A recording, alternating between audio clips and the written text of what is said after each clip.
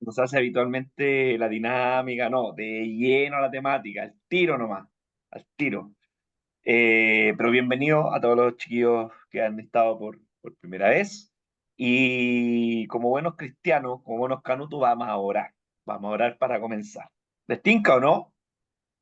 Por si es que Sí, alguno se ha conectado con alguna, medio cansadito, con alguna preocupación, si hay algo ahí en el corazón y que, y vamos a orar.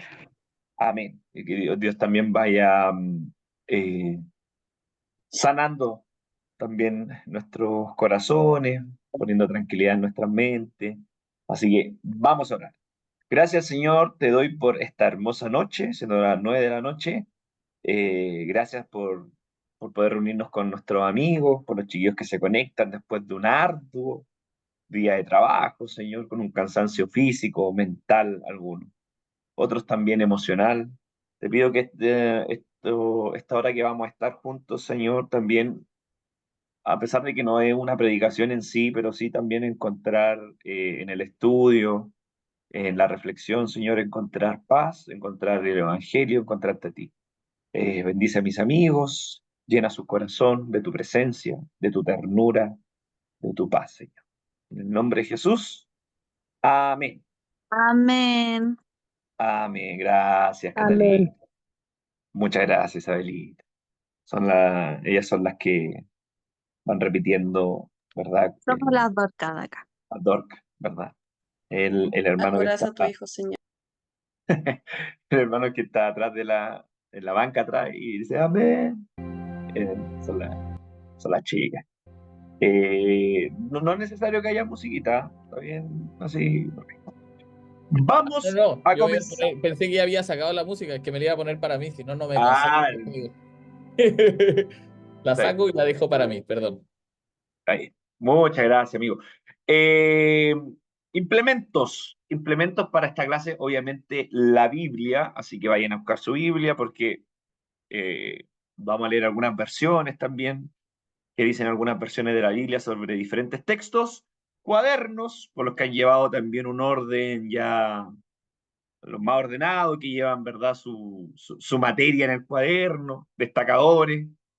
Eh, Sobre todo el género femenino es como el más dado al destacador, al lápiz, ¿verdad? Coto, Ah, ¿la Biblia en internet también sirve? la Biblia en Internet sirve también, sirve todo tipo de Biblia. Todas Ah, las ya. Biblias sirven. Sí, en cualquier momento digo algo funado, pero ya la gente ya me conoce ya también, y me perdona por lo demás.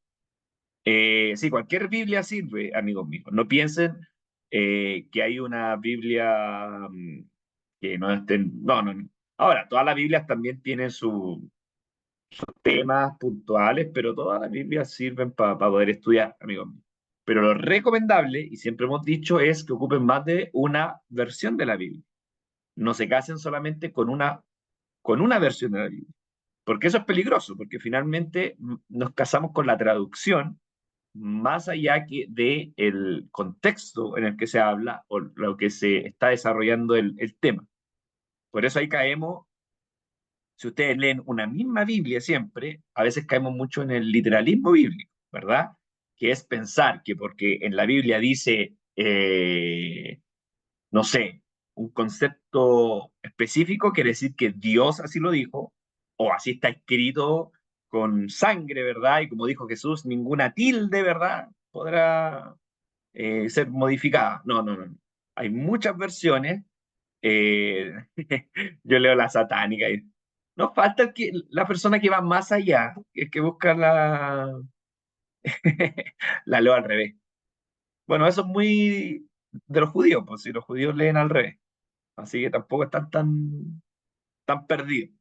Ya, partamos, comenzamos y voy a hacer un breve resumen de lo que pasamos la clase anterior, sobre todo para la gente nueva. Ahora, la gente nueva, como buenos alumnos, lo que va a hacer es ir a las dos clases anteriores, ver los videos, anotar y ponerse también ahí en el contexto. Voy a tratar de hacer un resumen para que todos estemos bien alineados.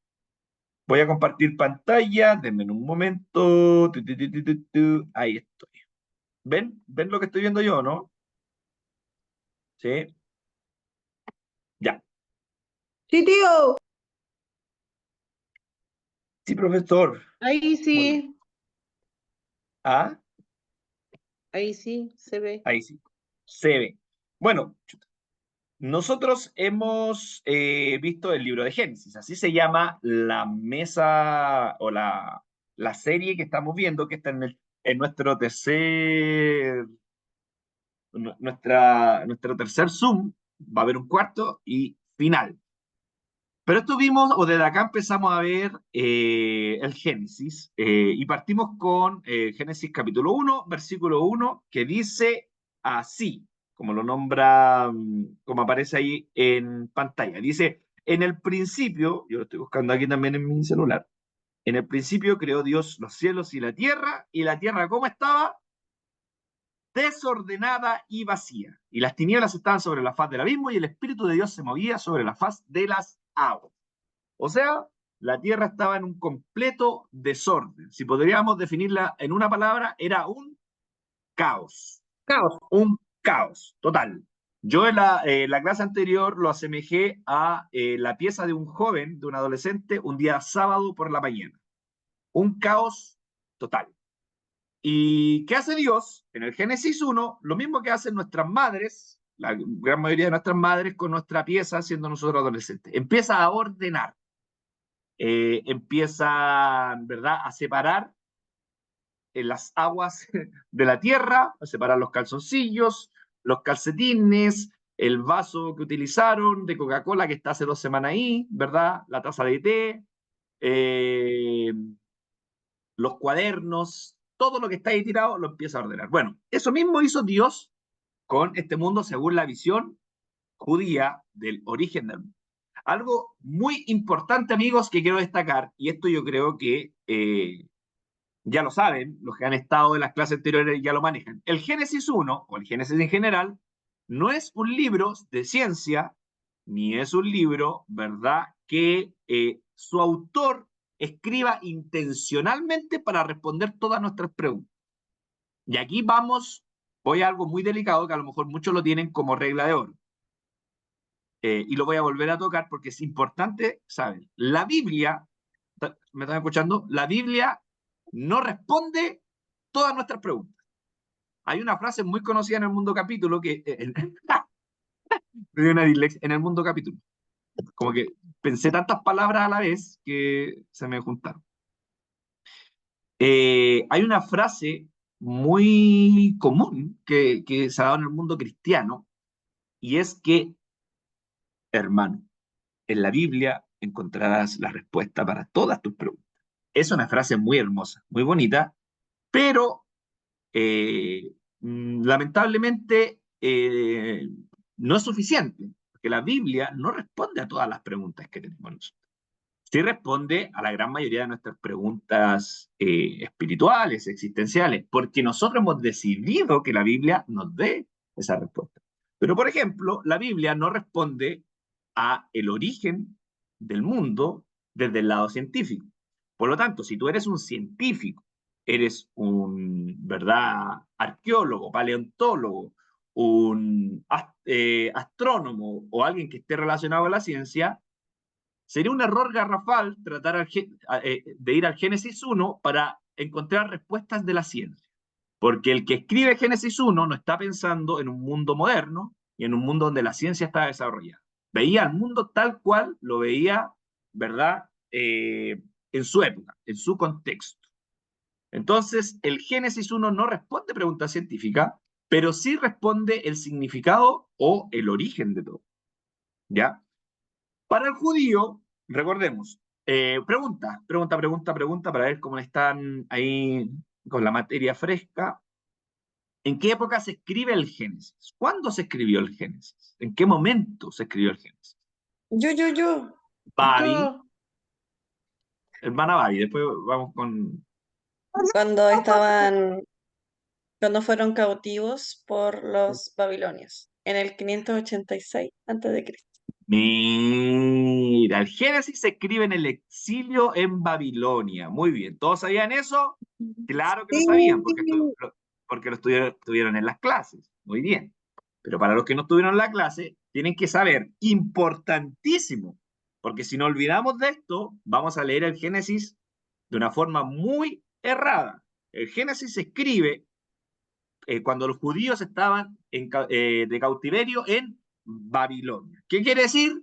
No tenían templo, no tenían rey, no tenían tierra, no tenían nada, absolutamente nada. Lo único que tenían era... Eso fue como un efecto de sonido. Lo único que tenían era... Lo único que tenían era su fe, su verdad, su teología, si se puede decir, su experiencia con Dios. Era lo único que tenían, porque técnicamente no tenían nada. De hecho, como nación estaban totalmente divididos, porque de ahí después ya algunos salieron al exilio, ¿verdad? Cautivos, y otros lo que se le llama el remanente en el Antiguo Testamento, no. Entonces, estaban todos, había un caos total. Y este caos refleja la importancia de ellos de poner por escrito, ¿verdad?, sus orígenes. Entonces, en este cautiverio en Babilonia, ellos empiezan a escribir el Génesis. Y el Génesis, o el relato del Génesis, no es original de los judíos. Ya hablamos de eso, ¿verdad? Dijimos que el pueblo judío, o el Génesis, no es un relato escrito original, sino que es el Génesis ocupa como base, o lo que hablamos más técnicamente, como matriz, otro relato, ¿ya? Otro relato, que no es el Génesis. El Génesis no es si se puede decir, no es una obra original de los judíos. Ellos copian un relato y ese relato, lo que se dice, lo desmitologizan de alguna forma y incluyen a su propio Dios, un solo Dios, en la fundación del mundo. ¿Se entiende? Pero no es un relato que hayan inventado propiamente los judíos. Don Amaru pregunta. Tengo algo recuerdo con respecto al tema del Génesis, de cómo se escribió, en cuántas partes también está escrito este texto. No sé si estoy errado, para poder refrescar un poquito si es que estoy bien. Hay una parte que escriben los yavistas, ya del reino de Judá. Hay otra que lo escriben también los elohistas del reino de Israel. Y hay dos más que viene siendo, ayúdame un poco, El deuteronomista y el sacerdotal. Que ese se hace en el siglo VII, si no me equivoco, antes de Cristo, y después viene ya en el siglo VI antes de Cristo y en el exilio babilónico. ¿Es así? Claro. Vale. Es así, muy bien. Vale. Oye, Don Amaru tiene ahí una data bien importante. Si bien no profundizamos en este curso sobre eso, porque como tenemos 4 clases nomás, la idea es ir viendo, obviamente profundizando, pero ir avanzando también. Pero sí, es muy importante lo que dice Amaru, porque el Génesis tiene cuatro miradas del Génesis. Hay 4 miradas de lo sucedido en la antigüedad, que son 4 tipos de escritura o 4 versiones. Es como lo que nosotros llamaríamos un poco los evangelios, ¿verdad? Los 4 evangelios. De alguna forma existen 4 miradas del Génesis, del origen o de la historia de Israel, de 4 formas. Por eso también, que en algún momento, ¿se acuerdan que vimos que pareciera que nuestro relato bíblico tiene 2 creaciones? Se repite el relato de la creación, se repite, y es por eso, porque hay 2 formas de escribir el Génesis en el relato de la creación. ¿Y qué hicieron los que empezaron a darle corpus, ¿verdad?, a estos relatos? Pusieron los 2, ¿verdad? Porque eran muy parecidos y lo integraron los 2, ¿verdad?, al relato bíblico. Pero muy bien ese comentario, don Amaro. Bueno, dijimos que el relato del Génesis, o cómo se había creado todo, los babilónicos tenían 2 dioses, Marduk y Tiamat, que se pelearon, se sacaron la mugre, uno lo cortó por la mitad al otro, la mitad de arriba hizo el cielo, la mitad de abajo hizo el firmamento, y con la sangre se hicieron los seres humanos. Bueno, esa era la matriz. Así entendía el mundo, el origen del mundo. Entonces, ¿qué hicieron los judíos? Dijeron, bueno, nosotros también vamos a tomar este relato y vamos a hacerlo propio, con nuestro Dios y con nuestra historia. Acá hay una palabra que dijimos que era una palabra muy bonita, que se llama rak-haf, que es cuando el Génesis indica que el Espíritu de Dios se movía por sobre la faz de la tierra. Ese rak-haf hace referencia a, ¿verdad?, a una traducción que podríamos decir como empollar, revolotear o moverse, que implica la acción de un ave, ¿verdad? El ave cuando está cubriendo a sus polluelos o está calentando a los huevos para sus futuros polluelos. De alguna forma eso estaba haciendo Dios con la creación. Estaba dándole calor, ¿verdad? Estaba protegiendo. Todo este caos, toda esta masa acuosa entre tierra y agua, el Espíritu de Dios estaba ahí controlando el caos. ¿Se acuerdan que yo dije la semana pasada que para la mente judía el agua era sinónimo de lo malo, de lo maligno? Por eso en nuestros relatos bíblicos se indica que los demonios, ¿dónde habitan? En el abismo, ¿verdad? En las aguas. Y eso había una práctica muy pentecostal, no sé si se da ahora, pero antes se daba harto, que cuando se oraba por los hermanos y creían que tenían una enfermedad o algún demonio, se le ordenaba al demonio irse ¿dónde? A la faz del abismo. Esa era como una frase muy, muy propia. Bueno, eso tiene también un trasfondo, porque el judío veía en el agua como lo malo, lo maligno. Y también por eso dijimos que en el Evangelio, por eso vemos a Jesús caminando por las aguas, porque es una interpretación teológica de la vida de Jesús. Es decir, este hombre está por encima de la maldad, de lo malo, de lo maligno. No es porque Jesús tenga superpoderes, ¿verdad? Y pueda caminar sobre el agua. Esto tiene algo, una profundidad mayor, un significado mayor. La vida de Jesús, el mensaje de Jesús, sobrepasa la maldad, ¿verdad? Está por sobre la maldad, por sobre el común de esta sociedad, ¿verdad? Que su camino es la violencia, pero el reino de Dios, el mensaje de Jesús, está por sobre aquí, ¿verdad? Sobre la maldad o lo malo. Así que es bien interesante. Avancemos. Estoy repasando rápido porque esto ya lo pasé. Entonces, el caos o lo desordenado y vacío se traduce en la siguiente palabra hebrea, tohu bohu. Tohu, que significa sin forma, y vacío, y bohu, que significa vacío. Eso lo vimos. Entonces, ¿qué hizo Dios? Donde había vacío, Dios hizo un espacio habitable y ordenado. O sea, donde, verdad, no había nada sólido o completamente estable, ¿qué hizo Dios? Lo estabilizó, ¿verdad? Este caos, Dios lo estabiliza. Es como ustedes cuando han jugado Monopoly. ¿Qué hace uno cuando juega Monopoly o el Gran Santiago? Porque el Monopoly lo vine a jugar más adulto, porque antes era pobre, entonces jugaba el Gran Santiago, ¿no? Pero, ¿qué hace uno cuando jugaba el Gran Santiago? Ponía el mapa, tiraba ahí todas las fichas, las piezas, las cartas, y empezaba a ordenar. ¿Hacían eso ustedes? A mí me gustaba ordenar el Gran Santiago. Dios está haciendo lo mismo con el mundo. Está todo patas para arriba y Dios está dándole un orden, ¿verdad? A este vacío lo está estabilizando para que sea habitable y ordenado. Y donde no había forma, Dios también empieza a llenar. ¿Con qué lo empieza a llenar? Con vegetación, lo empieza a llenar con animales, ¿verdad? Con aves. Dios empieza a ordenar este caos. ¿Ya? Y ahí está. Bueno, les dije que los que no sacaron foto a esto pueden sacarle fotito, pantallazo, lo que sea. Porque ahí está cómo Dios de alguna forma empieza a ordenar. Dios crea espacio, Dios llena el espacio. Separa la luz de las tinieblas y a la luz le da una lumbrera llamada sol y a las tinieblas estrella. Las aguas de arriba y las aguas de abajo, ¿verdad? Y mueve los océanos para que pueda ser habitable para los animales y humanos. Esto es importante, importantísimo, pero esto tiene que ser más importante que la fecha de cumpleaños de su madre. Esto es canon, como dirían los jóvenes. Esto es importantísimo. El mundo o el hombre antiguo, ¿cómo veía el mundo? Como un domo. ¿Han ido a un domo, no? ¿Han ido a un domito? Yo para el verano con mi primo fuimos unos domos allá cerca de Lick and Ride, pero precioso. Yo me creía un hobbit, porque como me gusta el Señor del Anillo, yo estaba alucinado. Yo era Frodo y mi primo era Sam y entrábamos ahí a la comarca, hermoso.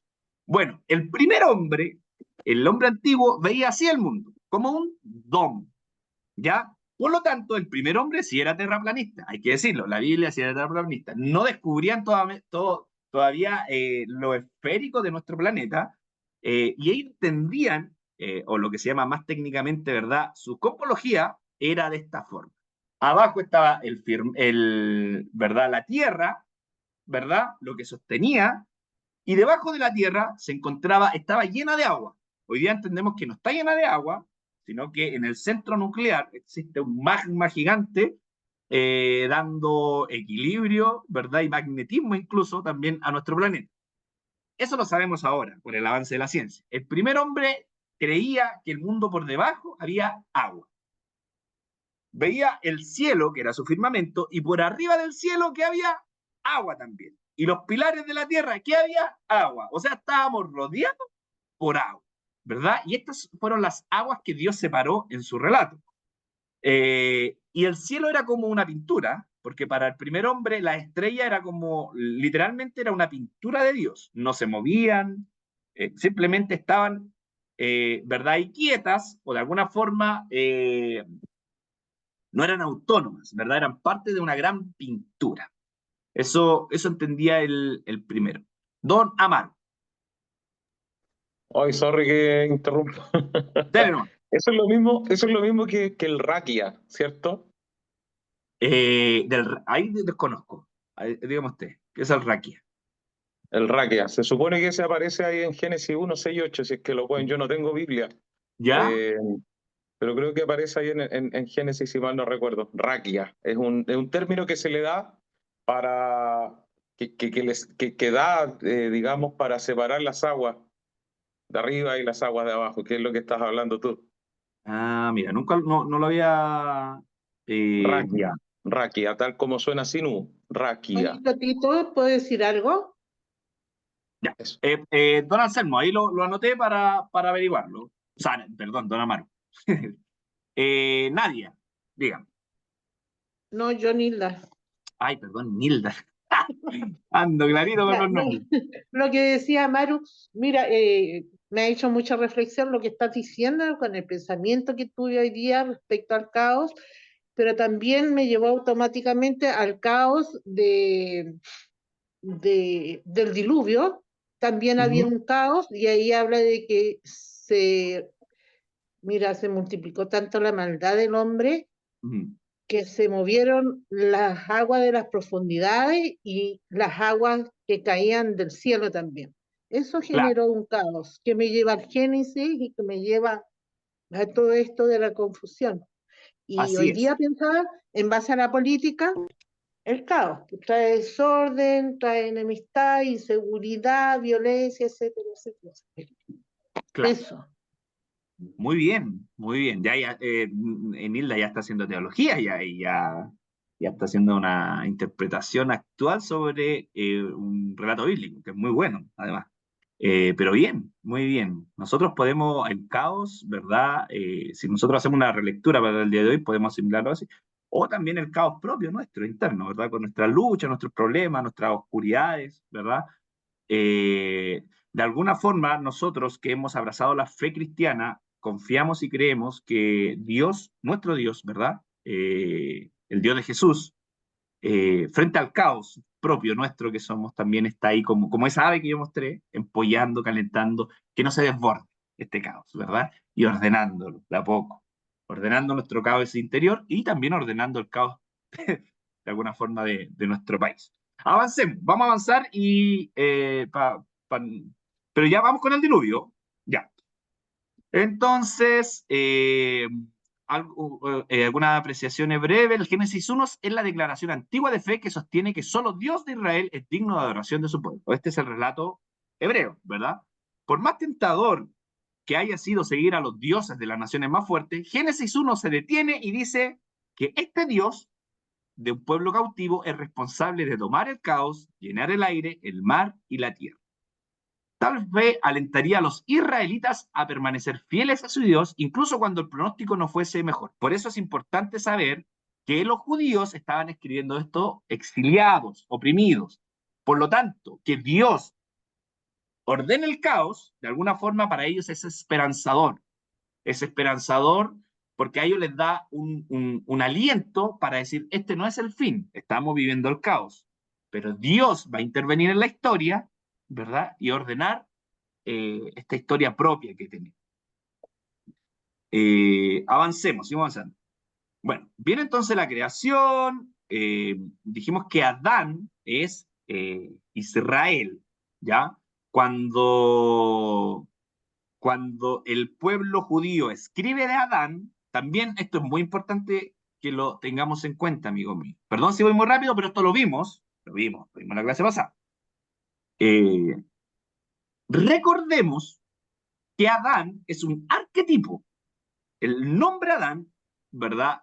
Y la figura de Adán no tenemos que caer en el error de pensar que fue un hombre, y perdón a los que a lo mejor están entrando nuevitos acá y a lo mejor se les remueve un poco la fe, pero vamos hacia allá. Adán no es literalmente el primer hombre del mundo, ¿ya?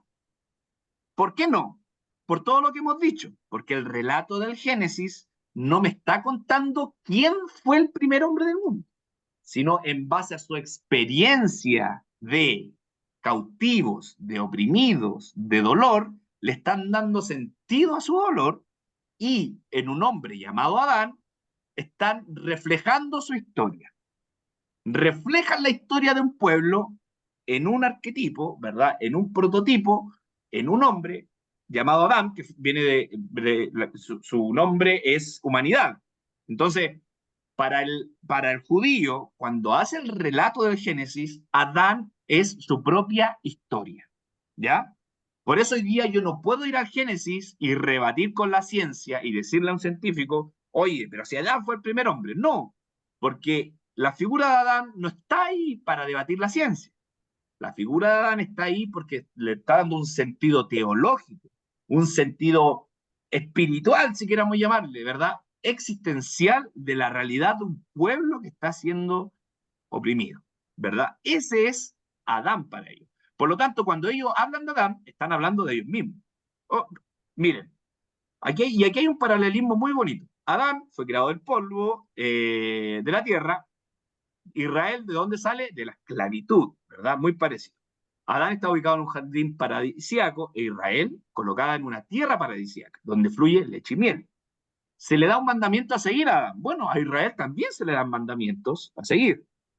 Adán también tiene obediencia y desobediencia, tiene causas y consecuencias, ¿verdad? Y todo esto lo podemos ver que se parece mucho, demasiado a la historia de Israel. Por eso hoy día Adán es Israel, ¿verdad? Avancemos. Esto también, no olvidar que todo este relato está basado en un poema babilónico llamado el poema de Gilgamesh, donde ahí también existen figuras que iniciaron la humanidad, ¿verdad? Como este gran, estos personajes llamados Gilgamesh y Enkidu. ¿Quién eran Gilgamesh y Enkidu? Lo vimos la clase anterior. Era eran una pareja de amigos que salieron a buscar aventuras y en la búsqueda de aventuras muere Enkidu y queda solamente Gilgamesh. Gilgamesh, totalmente desolado por la muerte de su amigo, trata de buscar un sentido a la vida, darle, ¿verdad? A su dolor darle un significado. ¿Y qué dice? Bueno, se encuentra con una persona llamada Utanapistis, fue un hombre, ojo con lo que voy a decir, Utanapistis, esto es el relato babilónico, de donde nace el Génesis, recuerda. Utanapistis, ¿quién era? Era un hombre que los dioses le dieron el premio de la inmortalidad. ¿Saben por qué? Porque el amigo Utanapistis salvó a muchos de un diluvio universal. Hizo un barquito, vino un diluvio universal, lo salvó y los dioses lo premiaron. ¿A qué se parece? se parece mucho al relato de Noé de nuestra Biblia. ¿Se dan cuenta que el Génesis está tomando todos estos relatos de la época para formar su propio relato? ¿Se dan cuenta? Son relatos populares de la época. Es como que hoy día, por ejemplo, a ver, yo tomé algún relato popular del día de hoy, no sé, yo tomé el libro de Harry Potter, supongamos, que es un relato universal. Entonces yo digo, bueno, me gusta el relato de Harry Potter porque está en la mente de los niños. O no sé si ya de los niños de ahora, pero para nosotros, los millennials, está en nuestra niñez, estaba en nuestra mente, ¿verdad? Bueno, ¿qué voy a hacer? Voy a tomar este relato y lo voy a modificar un poquitito, ¿verdad? Voy a darle un sentido cristiano. Yo, Josué, ¿verdad? Le voy a dar un sentido más cristiano. Esto está muy satánico. Le voy a dar un sentido cristiano. ¿Y qué hago yo? Tomo este relato, ocupo casi las mismas figuras, ocupo casi los mismos acontecimientos, le cambio los nombres y trato de introducir la imagen de Dios o de Jesús en ese relato. Eso es literalmente lo que hicieron los judíos. Un relato popular, toman su matriz y le dan un sentido, su sentido teológico. Ahora es un Dios creando, formando y entendiéndose con la historia de Israel. Recordemos, no olvidar que al inicio, que el judío, los judíos inicialmente por muchos años, esto después ya viene de una teología posterior, pero inicialmente los judíos creían o no es la palabra creían, porque ellos creían en un solo Dios, ¿verdad? Creían en Dios. Pero para ellos los otros dioses no quiere decir que no existían. Para el judío no es que no existieran otros dioses, sino que su Dios era el mayor, el creador de todo, y el que, ¿verdad?, estaba por sobre todo. Pero no quiere decir que ellos entendían que los otros dioses no existían. ¿Se entiende lo que estoy hablando, verdad? Para el judío, en la época del Génesis, no es que no existen otros dioses, sí existen, ¿verdad? Son los dioses de los cananeos, de los filisteos, ¿verdad? De los amorreos, de los babilónicos, de los persas, después de los griegos, de los romanos, ¿verdad? Pero el Dios judío es uno, creador de todo, soberano, y es el que está por encima de todos. Pero los otros dioses siguen existiendo.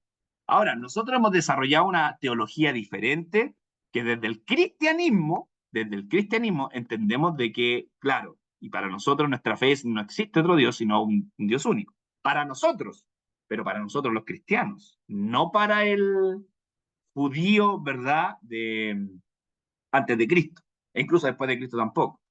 Don Mauricio, después sigo con Amar. Primero que todo, buenas noches a todos y a todas. Con referencia a lo que tú dices, yo creo que en cierto modo hay una parte de la Biblia que habla que ofrecen un sacrificio a Yahvé en el Antiguo Testamento y dicen, ya, y esto mandémoslo al desierto para los otros dioses. Y ahí te está dando una referencia de que ellos entendían dentro de su proceso de transformación a una fe más monoteísta la existencia de otras deidades y o creencias. Claramente. Es más, hay una visión quizá más teológica, pero cuando Abraham, uno de los papás uno de los patriarcas del mundo monoteísta, va en el proceso de confirmar su fe, una visión monoteísta es que él creía que tenía que hacerlo porque eso lo pedían los otros dioses. Claro.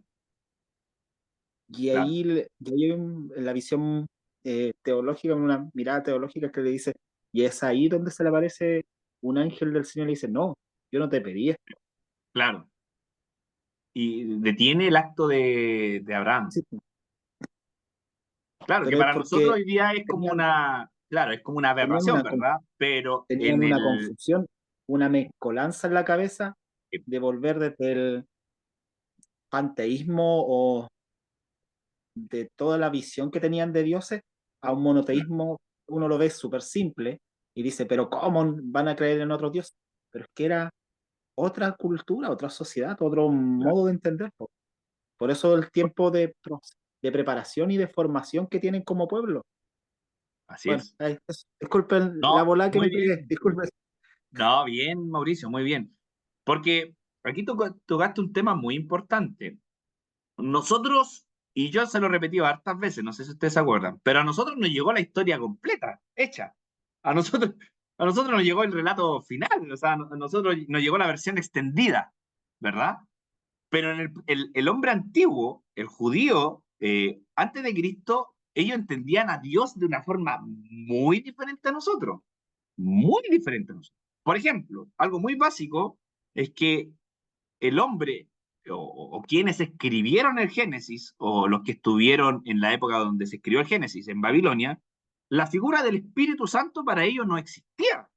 O sea, el Espíritu Santo es una figura que nace en el Nuevo Testamento, no en el Antiguo Testamento, ¿verdad? Si bien nosotros podemos a lo mejor ver alguna obra o un acto del Espíritu Santo en el Antiguo Testamento, lo podemos ver porque nosotros ya estamos chipeados de que el Espíritu Santo, ¿verdad?, es Dios y nuestro concepto de Trinidad. Pero el hombre antiguo no entendía este concepto y menos de hijo de Dios. O sea, el hijo, Jesús también no es que en el Génesis. Claro, nosotros, de nuevo, desde nuestra visión cristiana, incorporamos a Jesús en estos relatos, ¿verdad? De hecho, hay un estudio que se llama, se me olvidó, pero hay un estudio teológico que, ¿cuál es su objetivo? Distinguir dónde estaba Jesús en el Antiguo Testamento, dónde se apareció Jesús. Entonces, ¿qué dicen? Que había algunos ángeles, por ejemplo, había algunos ángeles que creo que Abraham los adoró. Y claro, como el ángel le permitió que lo adorasen, entonces él era Jesús. Entonces, como que metemos a Jesús, pero a como de lugar en el Antiguo Testamento. Pero la figura de Jesús no estaba en la mente del primer judío. Es algo posterior. Por eso nosotros tenemos que sacar nuestras gafas y nuestros ojos, como desde nuestro cristianismo, cuando leemos estos relatos. Porque el hombre estaba, de nuevo, limitado a su tiempo, a su forma de entender a Dios. El hombre entendía a Dios de esa forma. Por eso, y aquí voy a llegar, quiero adentrarme a un punto bien importante que vamos a tocar a continuación, el punto de la violencia. Por eso nosotros para hoy día no nos calza un Dios violento con el Dios de Jesús. Si Jesús me predica un Dios de amor, de compasión, ¿verdad?, que dio a su Hijo por amor al mundo, es totalmente opuesto a un Dios que le pide a un pueblo que mate a toda una nación, incluyendo niños. Es diametralmente opuesto.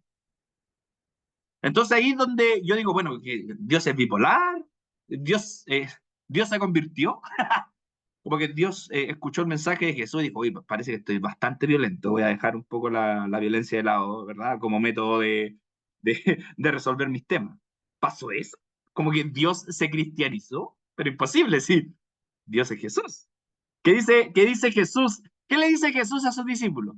El que me ha visto a mí, ha visto al Padre. Por lo tanto, todo lo que Jesús era el Padre. Pero si vemos al Padre siendo en el Antiguo Testamento un Dios de hierro, violento, que manda a asesinar a una nación entera, ¿cómo calzamos eso? Y es ahí, amigos míos, donde nosotros tenemos que entender que el Antiguo Testamento no está cristianizado. El Antiguo Testamento no está evangelizado, si se puede decir. ¿Ya? El Antiguo Testamento actúa de la forma que está actuando el hombre de la época. O sea, cualquier cosa que suceda, cualquier matanza que suceda, cualquier guerra que haya, si mi pueblo es victorioso, ¿qué quiere decir? Es que Dios avaló mi victoria. Si yo soy una nación que invade a otra y la invade con éxito, no es que la nación mía es más poderosa simplemente, sino que mi Dios es más poderoso y mi Dios avala y está de acuerdo con esto, porque ganamos. Si no, no hubiésemos ganado. De alguna forma, el hombre antiguo entiende toda esta violencia o toda esta forma de proceder y la asocia a Dios porque así se entendía el mundo en esa época. Así se entendía el mundo en esa época. El pueblo que era victorioso sobre otro no era simplemente una victoria militar, era una victoria teológica, era una victoria que mi Dios está por sobre tu Dios. Por lo tanto, yo matar a una nación entera e incluso matar a niños, para Dios no es problema. ¿Se entiende? Entonces el problema acá, o no sé si llamarlo por problema, pero lo complejo es que el hombre antiguo asocia a Dios todo lo que sucede. Todo lo que sucede. Pero hoy día nosotros desde el cristianismo, desde Jesús, entendemos, y por eso la novedad de Jesús es mostrar el verdadero, por eso sabemos que Jesús es Dios encarnado, que es el Hijo de Dios que comparte con nosotros, que se aproxima al mundo, para mostrar al mundo realmente quién es Dios. ¿Se entiende? Para mostrar al mundo que este Dios, que el mundo o el judío antiguo entendía como un Dios violento, airoso, ¿verdad? Ahora en Jesús es un Dios de amor, de compasión y de perdón. Es de ahí donde se hace el quiebre teológico. Ahí se rompe todo, ¿verdad? Por eso en Jesús, como dice el apóstol Pablo, son hechas nuevas todas las cosas. En Jesús hay un antes y un después, no solamente en la historia de nuestra cronología, sino en la forma de ver y entender a Dios. Sin Jesús, póngame mucha atención, sin Jesús, tal vez nosotros o este mundo seguiría entendiendo a Dios de una forma violenta o asociando a Dios con la violencia, ¿verdad? Con la ocupación, con la opresión y con todo este modo operandis que tenía el pueblo de Israel. Que, y aquí me voy a salir con los tarros, pero lo voy a decir igual, que hasta el día de hoy, incluso muchos de nosotros, los cristianos, no me incluyo en ese grupo, pero muchos desde la fe cristiana avalan todo lo que está pasando entre Israel y Gaza, porque decimos Israel es el pueblo de Dios y como Dios está con ellos, avala todo lo que sucede. Y ese es un grave error. Ahí es donde nos estamos yendo al Antiguo Testamento y pensando como pensaban los hombres antiguos. ¿Se entiende? Ahí estamos asociando a Dios con una voluntad homicida, genocida, violenta. Pero ese no es el Dios de Jesús. Si Jesús no hubiese venido y si no hubiese encarnado, te creo. Pero en Jesús, nosotros entendemos que Dios no procede de esa forma. Porque es el Hijo de Dios. Nos está mostrando cómo es Dios. Y Jesús nos muestra un camino de la compasión, del amor, del perdón. Ya. Avancemos, que esto es más apasionante que Colo-Colo versus Fortaleza, que por lo visto vamos 3-0 y estamos eliminados de la Copa. Nildita. Yo quería hacer un pequeño comentario que lo descubrí hace poquitas semanas atrás en un curso. Porque el Antiguo Testamento fue escrito en hebreo y las traducciones de hebreo con el tiempo han ido cambiando de traducción en traducción y copia de las copias y copias. Entonces hacía una comparación para entender a este Dios violento que todos pensaban y que Jesús lo traía de otra manera. Es que me llamó mucho la atención y a lo mejor nos ayuda a todos a acercarnos a lo que tú estabas enseñando. Es cuando dice en el texto bíblico, en una parte, no sé dónde, pero dice, yo soy el que soy. Y está escrito así en nuestras Biblias, pero en el fondo la traducción original de esa oración es, yo soy el que está. Cuando escuché yo soy el que está, entendí a Jesús porque él traía una interpretación correcta de la ley. Pero era por ser judío y traer esa cultura y las interpretaciones de su propia lengua, que después nos han cambiado a nosotros. pero es más bonito que el gran yo soy, como muy autoritario, Claro. a yo soy el que está, como más amoroso. Muy, muy, muy. Esa traducción es bien compleja, pero a la vez también tenemos que quedarnos con lo que tú nos dices, Nilita. A veces, de nuevo, nosotros nos quedamos con una pura traducción de una palabra de un texto y la sellamos con fuego y de ahí no se mueve. Pero hay tanta riqueza literaria en las palabras hebreas que si nos adentramos al mundo de hebreo y en su gramática, nos vamos a descubrir que muchas de nuestras traducciones podrían estar un poco mejor. La misma traducción que de la palabra rafka, que era la palabra empollar, ¿verdad? Que era la palabra aletear. Es muy poético, además. El hebreo antiguo es un hebreo muy poético y la poesía tiene mucha riqueza. Entonces, nosotros tenemos que...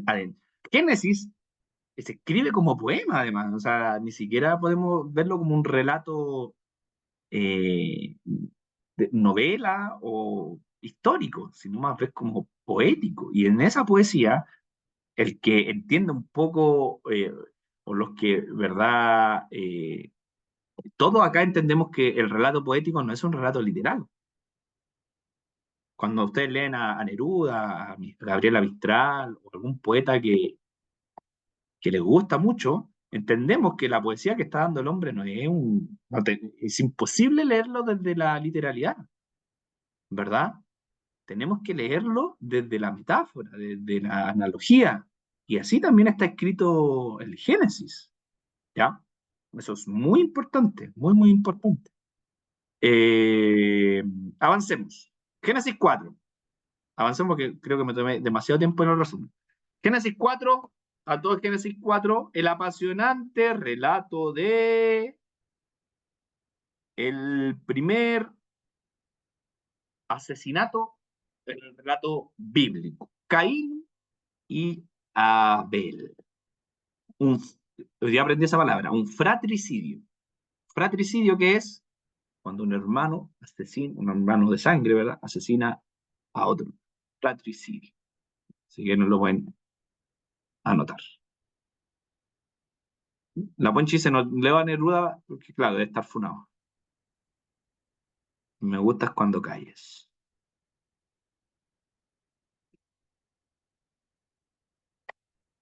Ya, avancemos.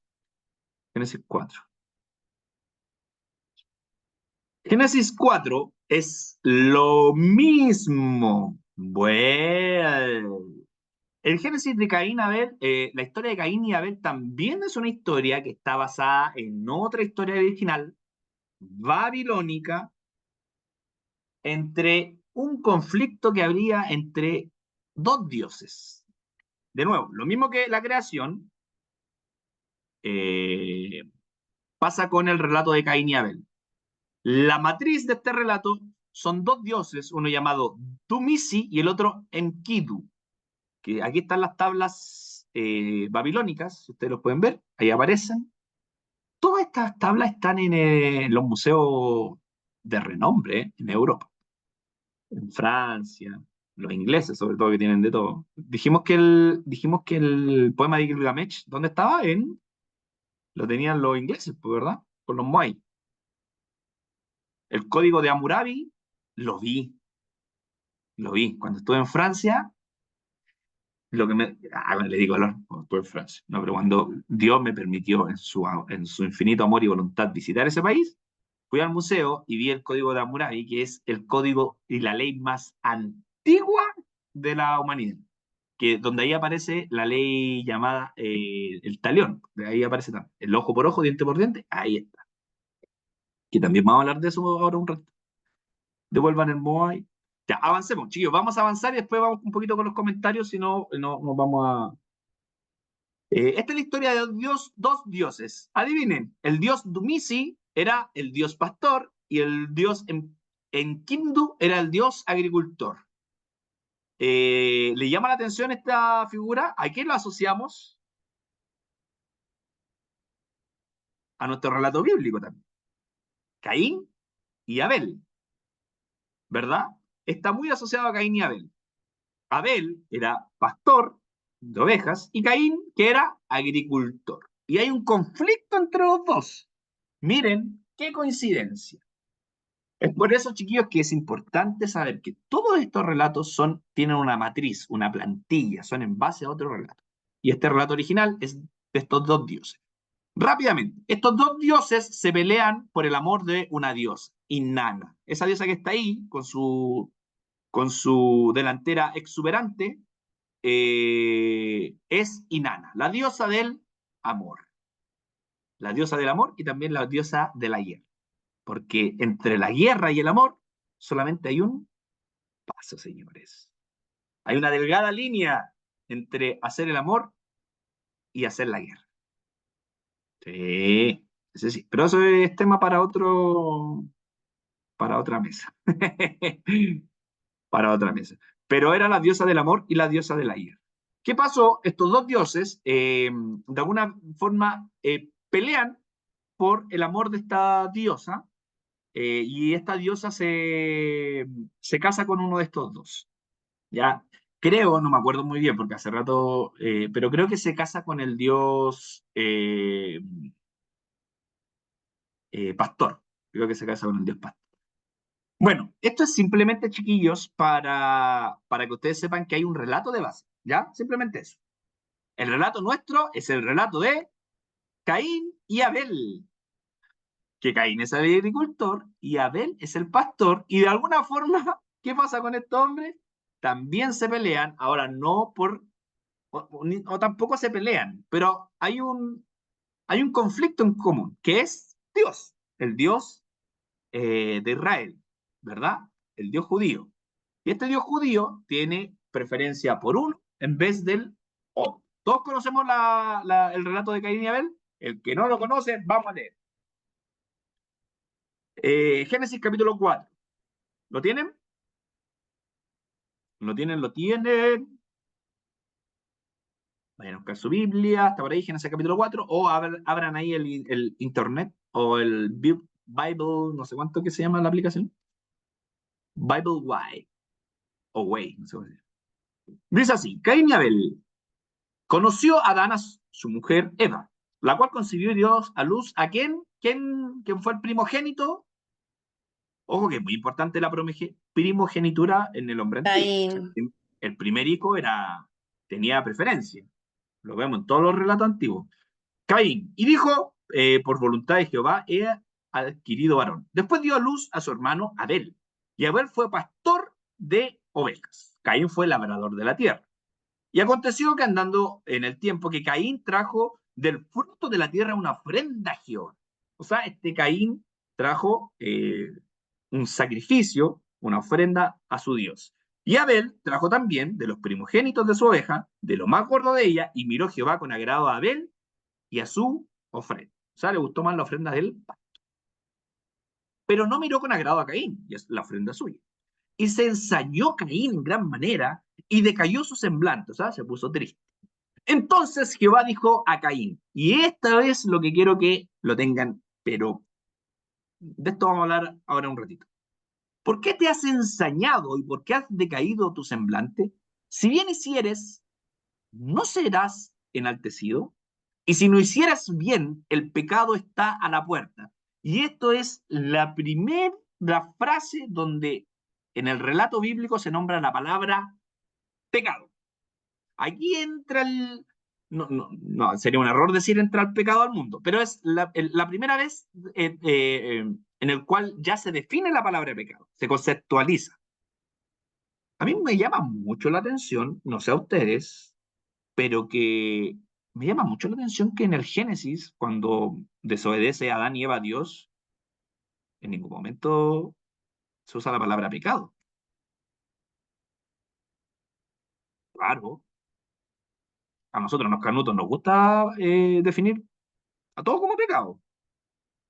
E incluso tampoco se utiliza la palabra caída. ¿Ustedes se han dado cuenta que siempre cuando se relata como Adán y Eva es como la caída del hombre? Pero yo cuando leo el relato en ningún momento se utiliza la palabra como caída o algo parecido, ¿no? Y la palabra pecado, oh, extraño, llamativo, pero aquí es donde se introduce por primera vez la palabra pecado. Dice, ¿por qué te has enseñado y por qué has decaído tu semblante? Si bien hicieres, el pecado está a la puerta, con todo esto, a ti será tu deseo, y tú te enseñorearás de él. Quiero que subrayen el versículo 7. Subrayen el versículo 7. Mira, yo estoy leyendo la Reina Valera 1960 y en el versículo 7 dice así, la última parte, la parte B, como muchas veces algunos la definen. Dice, el pecado está a la puerta, con todo esto a ti será tu deseo y tú te enseñorearás de él. ¿Quién tiene otra cosa? ¿Quién tiene algo diferente? Yo leí la Reina Valera 1960. Yo, José. ¿Quién? ¿Quién dijo yo? El Oscar. Don Oscar. Dice, el pecado está a la puerta, al acecho y ansioso por controlarte, pero tú debes dominarlo y ser su amo. Oh, cada vez que yo estoy al borde de pecar, me viene esta frase. Es como Dios diciéndome, el pecado está ahí al acecho, pero tú debes dominarlo. Josué Valenzuela, ¿verdad? ¿Se habían dado cuenta un poco de estas palabras de Dios hacia Caín? Es bien fuerte y bien buena. ¿Puedes leerla de nuevo, por favor? ¿Qué traducción leíste? La satánica, pues si te dije que estoy leyendo. La 666. Claro, la NTV, hermanito. La Dice, NTV, ¿qué dice? lo leo de nuevo. Eh, el pecado está, lo leo un poquito antes. Ten cuidado, el pecado está a la puerta, al acecho y ansioso por controlarte, pero tú debes dominarlo y ser su amo. Tú debes dominarlo y ser su amo. Aquí yo puse esta palabra. El pecado acecha, pero tú lo dominarás. Eso le dice Jesús, o sea, Jesús, yo ahí metiendo a Jesús en el Antiguo Testamento. Eso dice Dios a Caín. El pecado está al acecho, pero tú lo dominarás. ¿Alguien se siente identificado con esto? Yo me siento identificado, ¿verdad? El pecado está al acecho, pero tú lo dominarás. Hay una traducción que voy a mostrar acá, que si quieren le sacan una foto, que también es una traducción muy poética, pero muy buena, potente. Si quieren sáquenle una foto, dice, ¿por qué andas irritado? ¿Y por qué se ha abatido tu rostro? No es cierto que si obras bien podrás alzarlo. Mas, si no obras bien, el pecado está a la puerta acechando como qué, como una fiera que te codicia, a quien tienes que dominar. Dios le dice a Caín, eso que te está calcomiendo, esa envidia, esa sed de venganza, de justicia por tus propias manos, de violencia, esa sed de violencia la tienes que dominar. No puede ser mayor que tú. Esa sed de violencia no puede ser mayor que tú. Y esta parte es clave para entender el relato de Caín y Abel. El relato de Caín y Abel no es un relato, amigos míos, que uno tiene que leer de nuevo. Las cosas en el Génesis, no, la pregunta no es cómo sucedió, sino por qué sucedió. ¿Para qué es este relato? ¿Por qué el escritor del Génesis está introduciendo este tipo de relato, verdad, en esta historia? No necesariamente para que nosotros nos enfoquemos en que Caín mató a Abel. No, hay algo de fondo. Hay algo que está pasando con Caín. Hay algo que está pasando con la humanidad. En este momento, el escritor del Génesis está identificando o identificándose no con quién fue asesinado, no con la víctima, sino con quién ha hecho o quién ha actuado mal, ¿verdad? Quién ha tomado la venganza por sus manos con Caín. Porque Caín, amigos míos, refleja la historia de Israel, pero a la vez, si hacemos una relectura, también va a reflejar la historia de la humanidad. La sed de venganza. Ojo, el relato aquí no lo está diciendo no pongamos algo en el relato que no hay. Porque yo he visto muchas interpretaciones que dicen como, ¿verdad? No sé, pues el relato de Caín y Abel es porque si tú no presentas tu ofrenda a Dios, Dios la va a rechazar. Esas son lecturas muy de la teología de la prosperidad, ¿verdad? Retributiva, de que si tú le das a Dios, Dios también te va a dar. No. Lo que aquí está tratando de expresar el escritor bíblico es que hay algo que están haciendo en Caín, muy humano, muy nuestro, muy de la raza humana. La sed de violencia, la envidia, ¿verdad? El tomar la justicia por nuestras manos, ¿verdad? Y pecar contra el hermano. Aquí hay cosas, hay puntos que yo quiero que tengamos claro. La mención, bueno, ya lo dije, la mención más temprana de pecado en la Biblia. El pecado es imaginado no como una fuerza interna e irresistible. Esto me llama mucho la atención. Acá el pecado que narra la historia de Caín y Abel no es un pecado como que nazca desde el interior de Caín, sino que Dios lo asocia a el pecado como una fuerza externa, como una fiera que está acechando a la puerta, ¿verdad? Por eso dice, el pecado está a la puerta. De alguna forma, lo que está tentando a Caín no es algo que nace desde su interior, sino es algo externo, que viene de afuera y que él tiene que, ¿qué cosa? Dominar, ponerle límite, controlarlo, regularlo, porque puede que se desborde todo si llega a abrir esa puerta. Entonces Caín puede y debe vencer el pecado como a una fiera salvaje que deambula en el desierto. Amigos míos, el relato de Caín y Abel es un relato que introduce en el mundo el gran problema del mundo. Y aquí es donde también me quiero adentrar.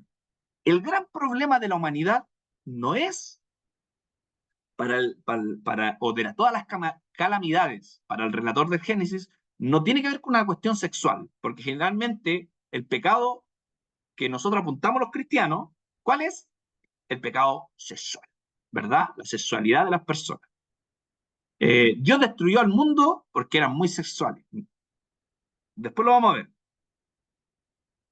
El origen de todo lo malo, el origen de la maldad del mundo, del primer asesinato del mundo, tiene que ver con una cuestión relacionada a la violencia. Para el relator bíblico, lo que introduce o lo que genera el mal en este mundo es el círculo de violencia, la venganza, podríamos hablar cristianamente, la falta de perdón, ¿verdad? Ese es el gran mal que va a llevar a la civilización al caos mismo. Si no controla, ¿verdad? Si no se hace cargo de esta sed de violencia, de venganza, ¿verdad? Y por eso aquí aparece algo muy bueno. ¿Qué aparece aquí? Sigamos. Dice, entonces, cierto día, versículo 8, yo voy a seguir leyendo la NTV, la que leyó el Oscar. Cierto día dijo a su hermano, salgamos al campo, mientras estaban en el campo. Caín atacó a su hermano Abel y lo mató. Luego el Señor le preguntó, ¿dónde está tu hermano? ¿Dónde está Abel? No lo sé, contestó Caín. ¿Acaso soy yo guarda de mi hermano? Pero el Señor dijo, ¿qué has hecho? Escucha, la sangre de tu hermano clama a mí desde la tierra y ahora eres maldito y serás expulsado de la tierra que se ha tragado la sangre de tu hermano. La tierra ya no te dará buena cosecha. Por mucho que trabajes, ahora en adelante serás vagabundo sin hogar sobre la tierra. Caín respondió al Señor, mi castigo es demasiado grande para soportar. Me has expulsado de la tierra y de tu presencia.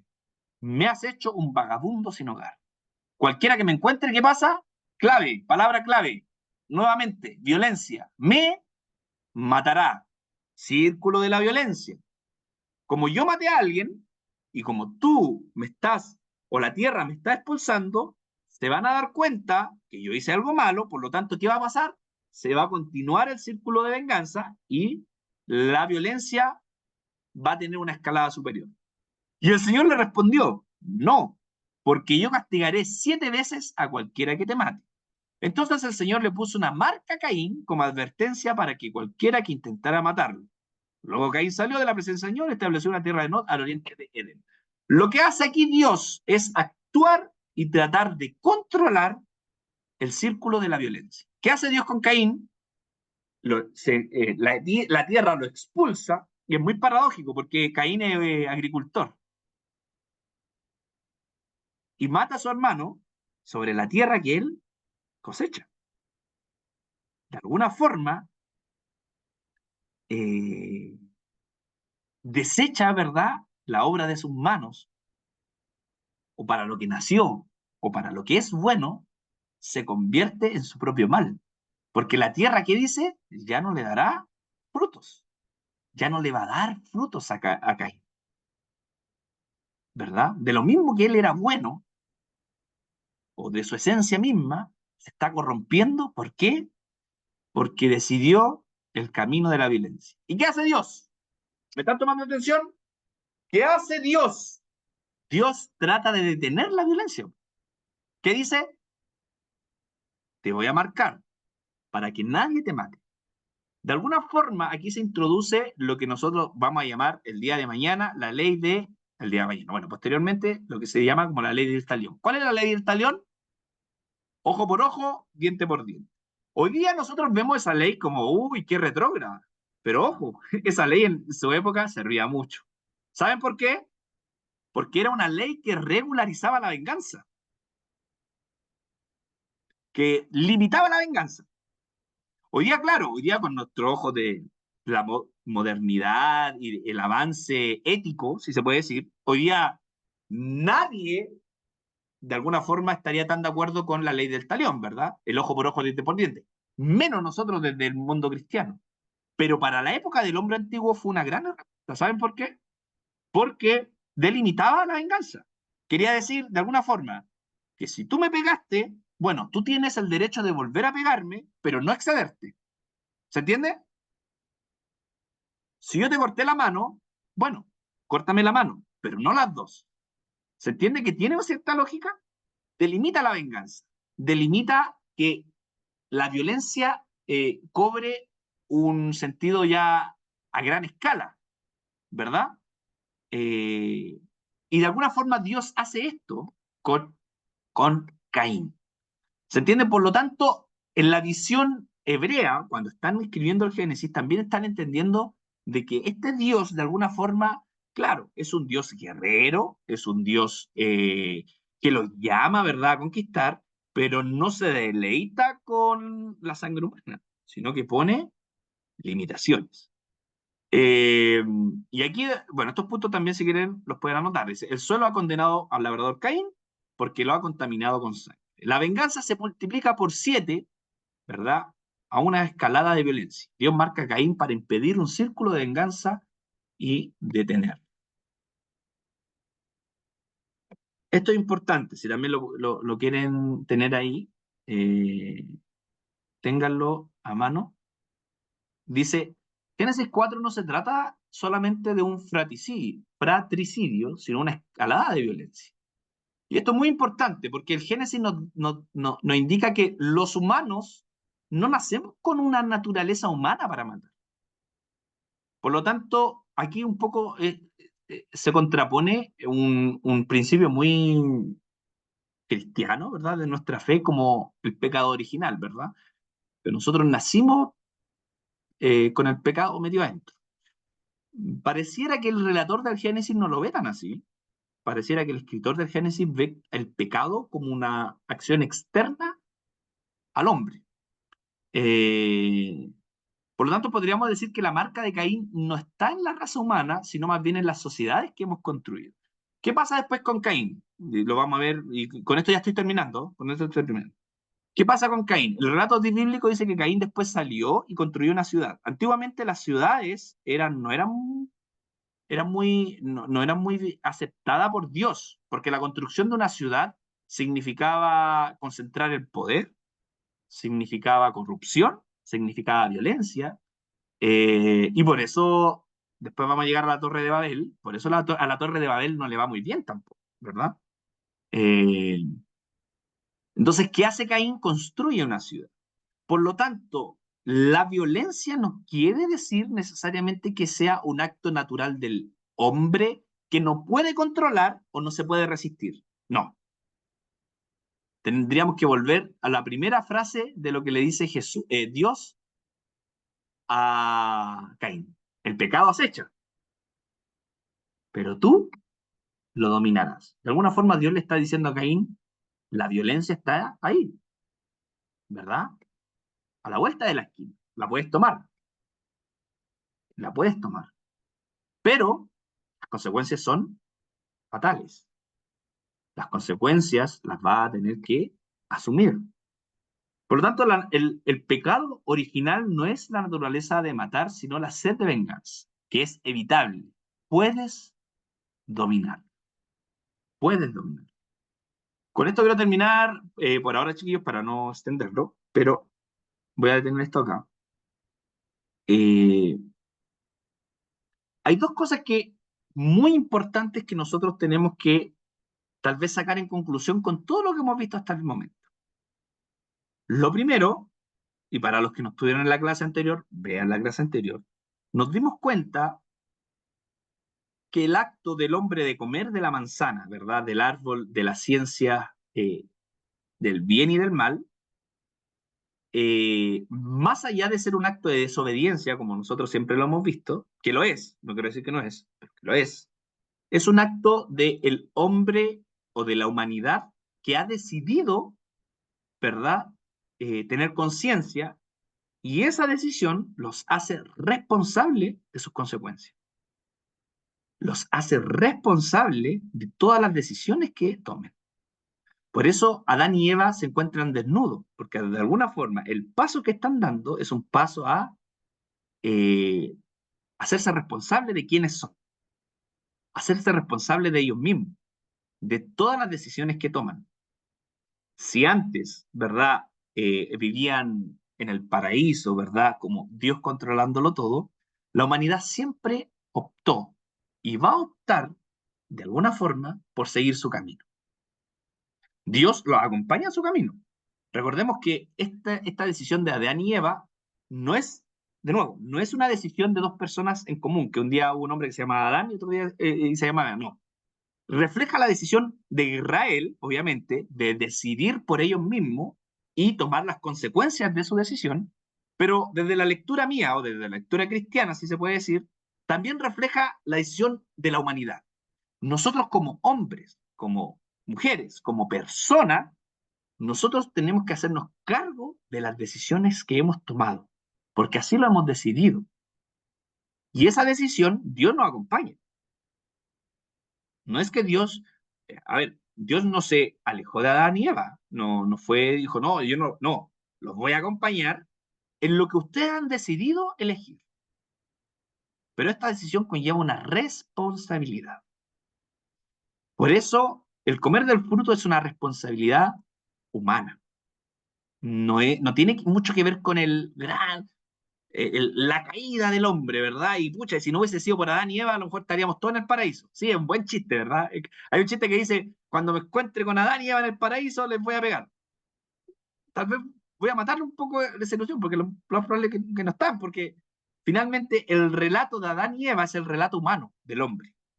Que el hombre ha decidido, en su adultez, si se quiere decir, optar por tomar su camino propio, y en ese camino propio ya no es Dios el causante de sus problemas, sino son sus propias decisiones.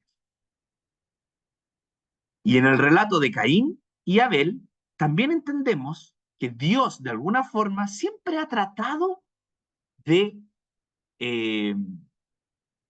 dirigir al hombre en que esta escalada de violencia sea delimitada. El hombre tiene la violencia, tiene la decisión de pagar con mal a otro al acecho, a la puerta. ¿Pero qué dice Dios? Está ahí. Pero no es inevitable, la puedes evitar. Puedes tomar otro camino que no sea la violencia. Puede tomar otro camino que no es el círculo de la venganza. Y después, ¿dónde vemos esto nosotros? En Jesús. De Jesús después viene Jesús y dice, bueno, la ley del talión, para afuera, crezcamos, seamos adultos, ¿verdad? Entonces Jesús propone algo mejor y sube la vara. Jesús ya no viene a delimitar la venganza. ¿Qué hace? La corta. Realmente lo que él hace es la elimina. Si antiguamente el primer hombre entendía la venganza como un designio de Dios, porque Dios realmente lo dijo así, ¿verdad? Si te cortan una mano, bueno, tú también córtala, pero no le cortes las dos, córtale una. Bueno, ahora viene Jesús, el Hijo de Dios, Dios encarnado, y dice, al que te pida, dale. Al que te pida llevar una milla, tú llevas las dos, ¿verdad? Ora por tus enemigos. Y al que te ofendió, ¿verdad? Dale una nueva oportunidad. Eso hace Jesús. Mejora y sube la vara de la ley. E incluso Jesús dice, y todo aquel que llame a su hermano fatuo, o tonto, o imbécil, o inútil, ¿verdad? Ya es apto, tienes todas las actitudes para estar lejos de mi presencia, de lo que significa el reino. Por lo tanto, amigos míos, leer el Génesis nos tiene que ayudar a entender que somos responsables, nosotros como humanidad, como hombres, de nuestras decisiones que tomamos. Dios va acompañándonos, pero somos responsables. Y hay algo que después quiero tocar en la última clase, que una cosa, amigos míos, es castigo divino o castigo, y otra cosa muy diferente son consecuencias. Si yo voy en un auto a exceso de velocidad, totalmente ebrio, y choco y muero, eso es consecuencia. Es una consecuencia de mí.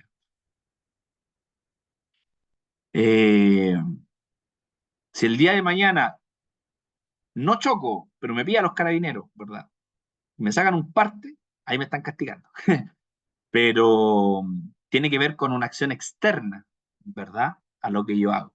Pero muchas de las situaciones de la humanidad eh, tienen como tienen respuesta en nuestras propias decisiones, no en un castigo divino.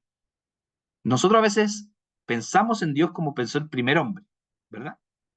Que toda la calamidad viene de Dios, proviene de Dios.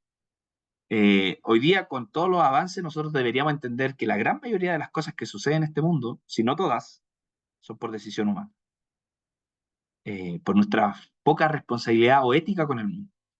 Si nuestro planeta, están diciendo los científicos, que no va a durar más de 100 años, amigos míos, no es porque Dios venga en 100 años más, o porque Dios ya viene pronto. ¿Saben por qué es? Porque no supimos cuidar nuestra casa común. Si el planeta del día de mañana, y los científicos dicen que no va a durar más de 100 años, no pensemos que es algo de la venida de Cristo. Es consecuencia humana. Nosotros no pudimos, la humanidad fracasó en el cuidado de lo que Dios le entregó en sus manos. ¿Se entiende? Por eso es muy relevante hoy día leer el Génesis y el relato de Caín y Abel. Espero que esto también nos ayude, chiquillos, a nosotros a entender nuestra responsabilidad social, nuestra responsabilidad comunitaria, desde nuestra fe, desde nuestro cristianismo, ¿verdad? La violencia nunca va a ser el camino desde el que ha decidido seguir a Jesús, jamás. Jamás, ¿verdad?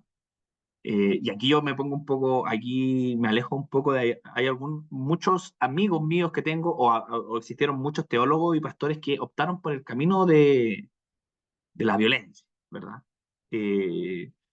Ahí lo admiro, pero no adhiero demasiado. Creo que el mensaje del Evangelio no es violento, en ningún caso. Por eso admiro mucho a Martin Luther King, porque él hacía esta marcha, o Gandhi, ¿verdad? Protesta, la desobediencia civil, que no significaba ir a pegarle a alguien ni tirar piedras, sino más bien un acto de profético, de protesta pacífica. Y eso Eso revolucionó el mundo. Este texto, muy buen texto sacó el amigo Alexis. Los violentos arrebatarán el reino de los cielos. Pero ¿qué tipo de violencia? ¿O estará muy buena esa traducción? ¿Violento? Habría que analizar. Pero muy bueno, muy bueno. Amigos míos, esto fue la tercera clase. Espero que la cuarta podamos ya concluir. Sé que no vamos a pasar todo el Génesis porque es harto, pero espero que estas clases le estén ayudando a ver el texto de una forma diferente a la que la habíamos visto. Preguntas, dudas y ya vamos terminando.